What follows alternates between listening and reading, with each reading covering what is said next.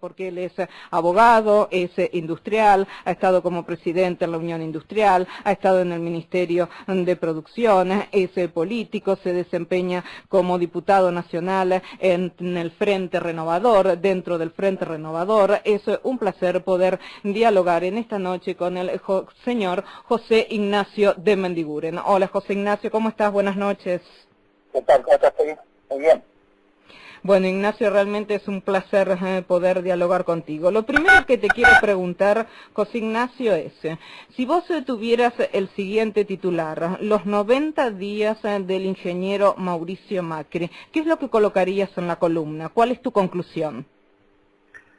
Bueno, si tengo una síntesis corta, yo diría que va en un camino anunciado y que hay todavía asignaturas pendientes para este primer periodo, ¿no?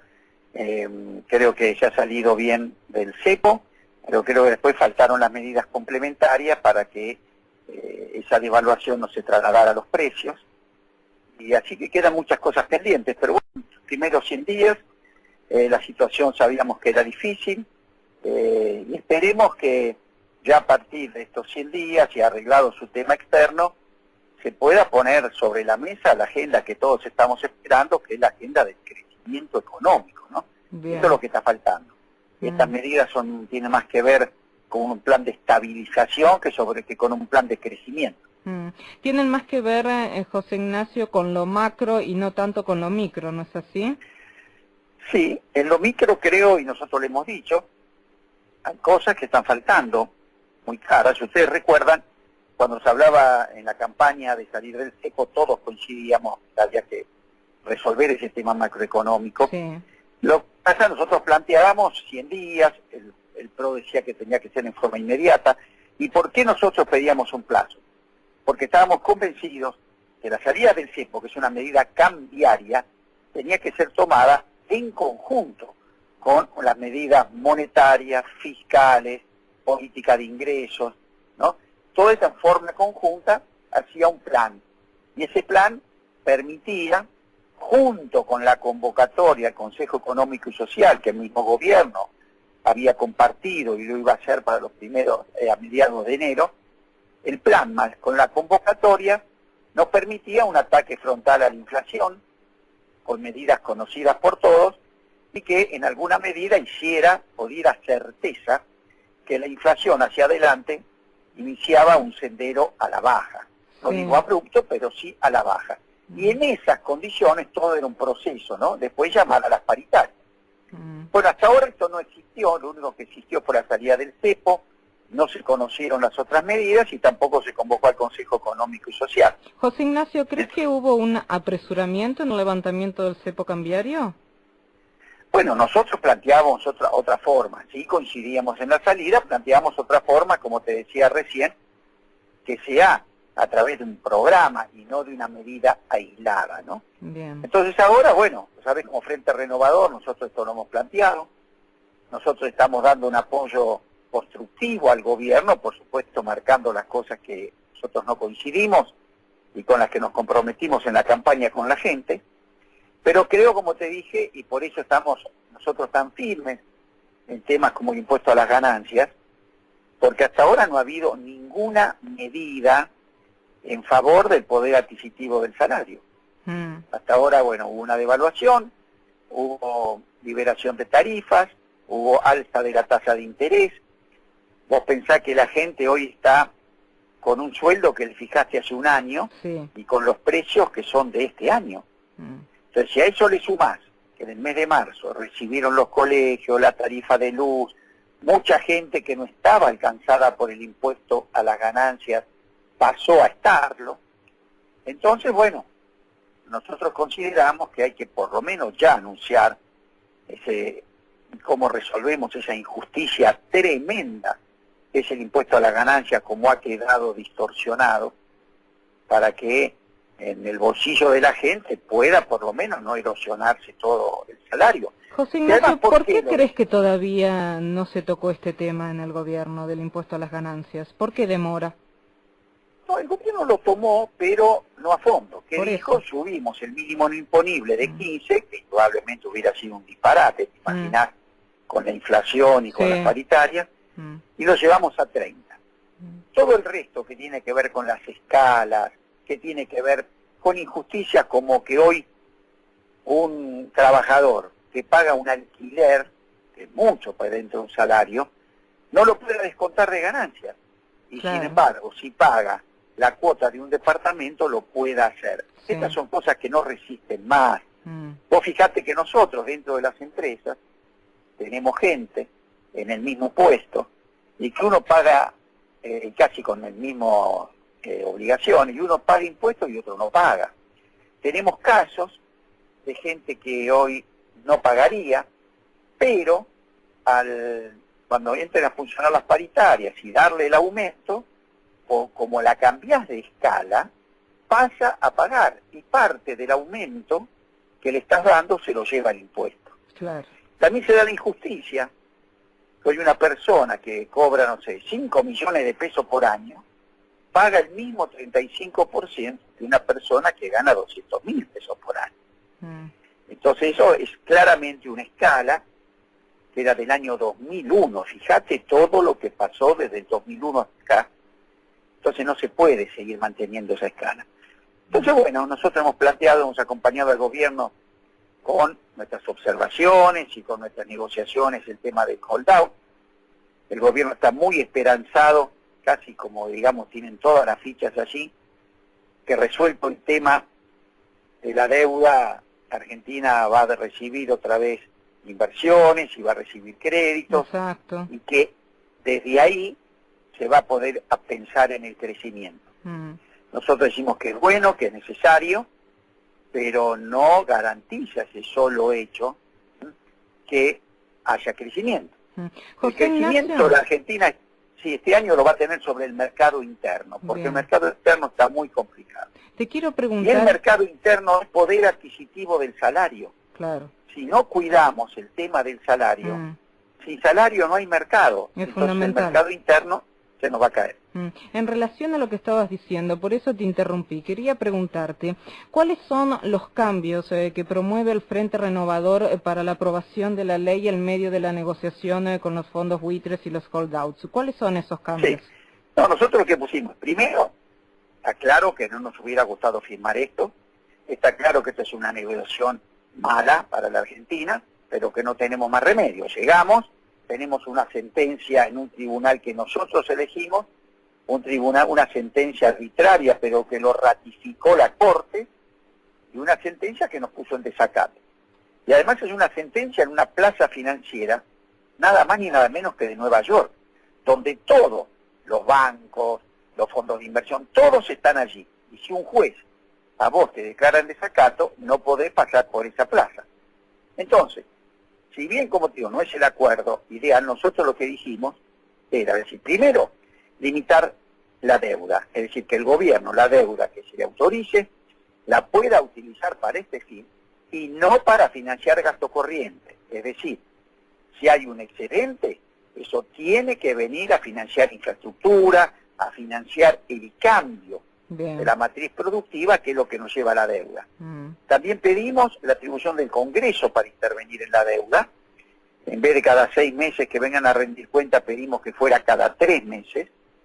Pedimos también que se agreguen todos los antecedentes de los estudios jurídicos de Estados Unidos y del Procurador del Tesoro. ¿Para qué?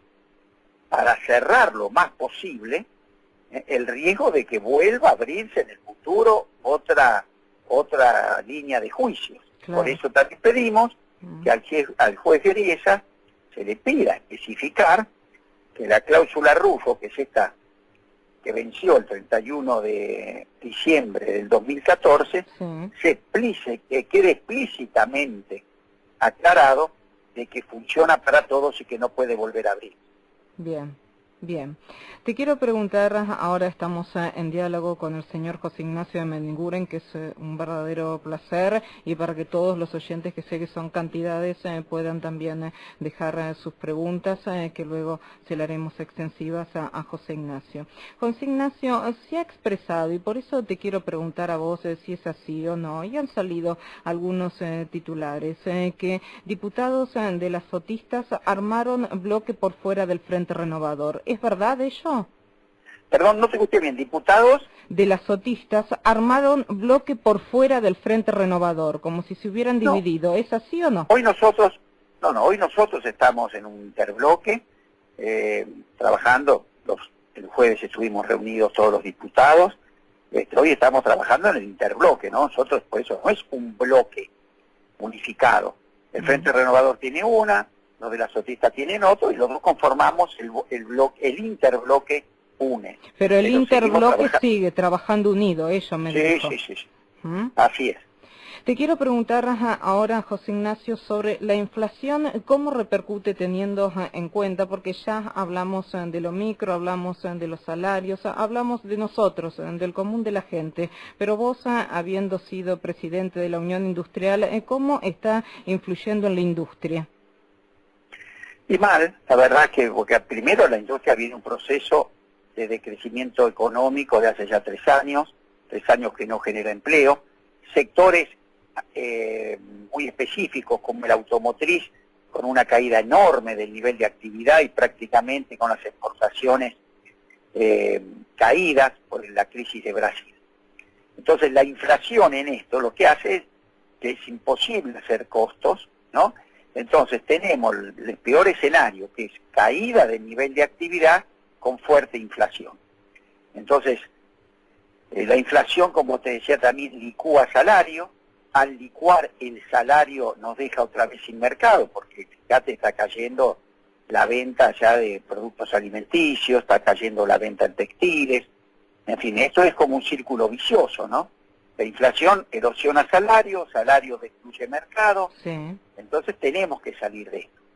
Por eso que esperemos, tanto los empresarios como trabajadores, poder en forma conjunta, y el gobierno, ir a un acuerdo donde definitivamente todos veamos que la inflación va a la baja. El gobierno dice que a partir del segundo semestre la inflación va a ir a la baja. Nosotros esperemos que así sea, porque las proyecciones actuales dan una inflación muy alta, Sí. pero también lo preocupante es que da una inflación alta, pero con caída del nivel de actividad, ¿no? Bien. Entonces, esto es lo primero que ahora tenemos que atacar todo, que es la inflación. José Ignacio, te quiero preguntar ahora sobre alguien que está muy unido a ti, siendo vos diputado del Frente Renovador, Sergio Massa. ¿En qué lugar lo colocarías vos a Sergio Massa en este momento? Yo creo en una actitud de una oposición muy responsable, donde acompaña al gobierno, pero mostrándole un camino de la negociación. Fíjate lo que pasó en casos concretos. Con el 15% de la coparticipación a las provincias, el gobierno estaba rechazando con el decreto de necesidad y urgencia que le daba el 15% a las provincias de aumento de la coparticipación, Sí. y nosotros definíamos ese voto. El Frente Renovador podía oponerse y hacer caer el decreto. Sin embargo, nos pareció oportuno buscar un camino intermedio, es decir, que a los gobernadores se les dijera que ahora no se podía, porque se desfinanciaba al gobierno, pero que a partir del año que viene y en un plazo de 4 años lo iban a recuperar. Y fíjate, se llegó a un acuerdo, se pudo sancionar y los gobernadores van a cobrar. Lo mismo con la deuda. El Frente Renovador acercó todos sus proyectos, trabajamos 3 días a full con el gobierno y fuimos buscando coincidencia. No tuvimos un 100%, pero por lo menos la necesaria para que podamos acompañarlos. Y esta es la gran tarea de Sergio, saber que es oposición, pero una oposición constructiva. Sergio lo que aspira es ganarle al gobierno, por supuesto, el año que viene y las presidenciales de dentro de 4 años, pero ganarle porque nuestras propuestas son superadoras, no ganarle deseándole que le vaya mal. Y esta es la gran diferencia, creo, que pone Sergio con, a lo mejor, con otros dirigentes.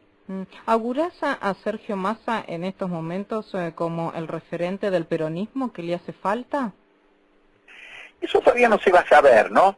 Pero creo que el peronismo lo reconoce a Sergio indudablemente como un líder de ese espacio, pero cuando Sergio formó el Frente Renovador trató de hacerlo amplio, entonces puso una gran impronta peronista, pero también con radicales, con vecinalistas, también incorporó en ese espacio, fíjate, gente de la industria como yo, gente del campo, gente de los trabajadores, allá está la CGT, la CTA, en fin, el espacio que Sergio imaginó fue amplio, pero está claro que su impronta, sus antecedentes vienen del partido peronista, ¿no? Y hablando de su impronta, ¿crees que Sergio Massa puede ser presidente de la Nación? ¿Va camino a ello?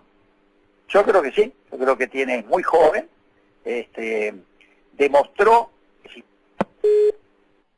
Se nos cortó justo en el momento del presidente de la Nación, del titular más importante.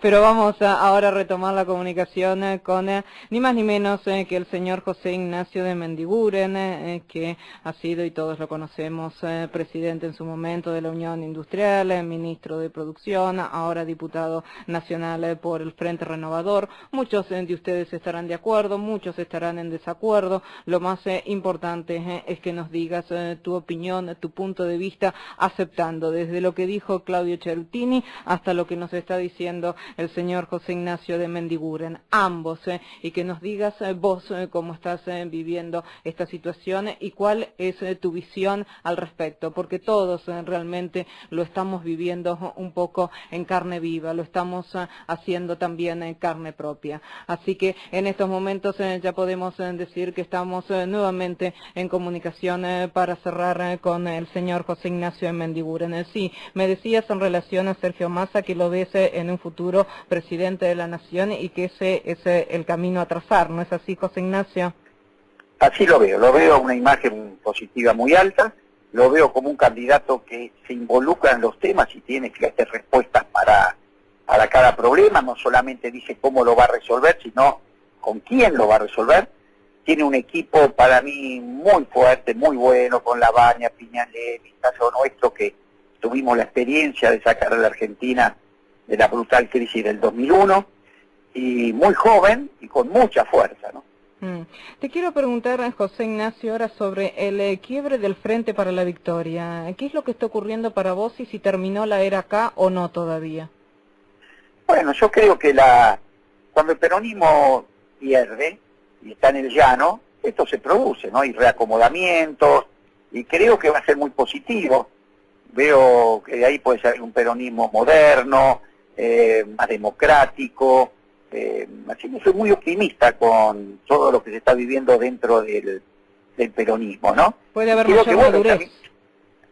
Sí, hay mucha dirigencia joven, dirigencia nueva, fíjate que todo lo que eran los famosos varones del conurbano, que se decía hoy ya no están. Hoy vos ves gobernadores jóvenes, muchos diputados jóvenes, intendentes también.